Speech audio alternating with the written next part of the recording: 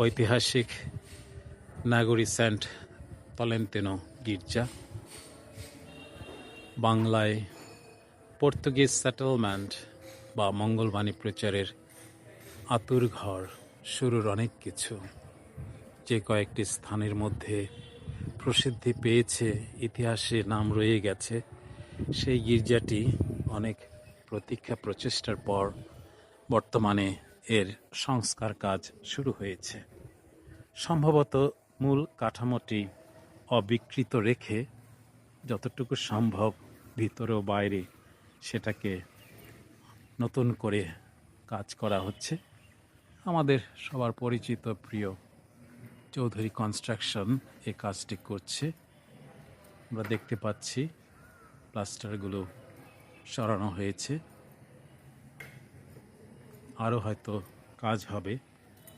আমি দুপুরবেলা যখন কোনো কর্মচারী কেউ নেই, সেই মুহূর্তে এসে এই পুরো গির্জাটার একটি ভিডিও চিত্র ধারণ করছি।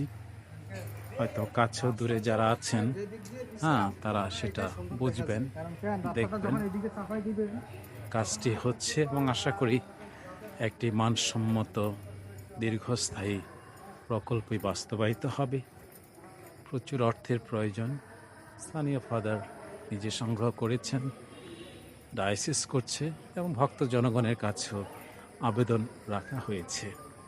আশা করছি আমাদের ক্যাথলিক ঐতিহ্যের, বিশ্বাস, ভক্তি, ইতিহাসের এই স্মারক, এই দৃশ্যমান স্থানটি আমাদের জন্যে একটি গুরুত্বপূর্ণ স্থাপনা হয়ে আরও অনেক বছর এখানে আমাদের ইতিহাস, ঐতিহ্য, অস্তিত্বের কথা ঘোষণা রাখবে।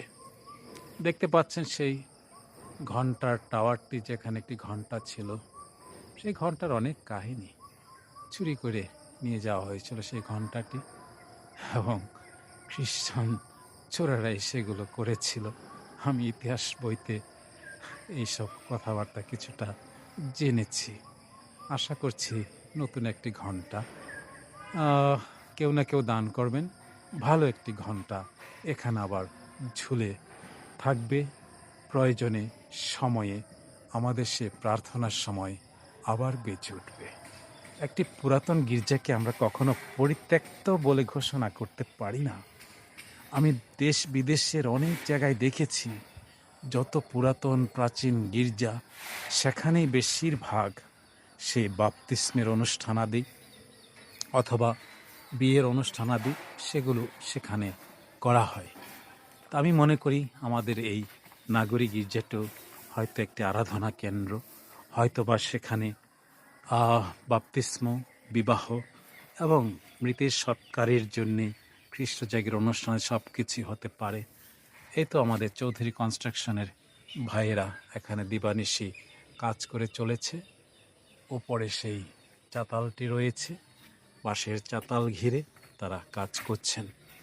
আশা করি আমাদের এই কাজটি একটি সুন্দর মানসম্মত কাজ হবে এবং আমরা আবার নতুন করে দেখতে পাব সংস্কারিত সেই নাগরীর সাধু তলেন্তেনোর গির্জাঘরটি। আমি প্রধান দরজায় দাঁড়িয়ে আছি, আর ভিতরে দেখতেই পাচ্ছি এখানেও সে একইভাবে প্লাস্টারগুলো যেখানে যেখানে সরানো, সুন্দর করে সেগুলো সরানো হচ্ছে। নিচের ফ্লোরটাও এখন যা দেখছি, হয়তো পরবর্তীতে রূপে আমরা তা দেখতে পাবো। এবং এই তো বিম, প্রাচীন স্থাপনা, সব কিছুতেই আমরা এখানে দেখব।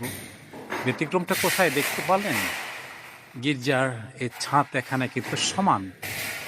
অন্যান্য অনেক গির্জা বা অনেক প্রতিষ্ঠানে দেখব সেগুলো একটু ভিন্ন আকৃতির। তাহলে সেখানে সেই লোহার স্তম্ভগুলো, সেই লোহার বিম, সব কিছুই আজ পর্যন্ত সেটাকে ধারণ করেছে। সেই পুরাতন কমিউনিয়নের রেলিং, জানি না নবসংস্কারে গিয়ে সে টিকে থাকবে নাকি তাকে ধ্বংস করা হবে।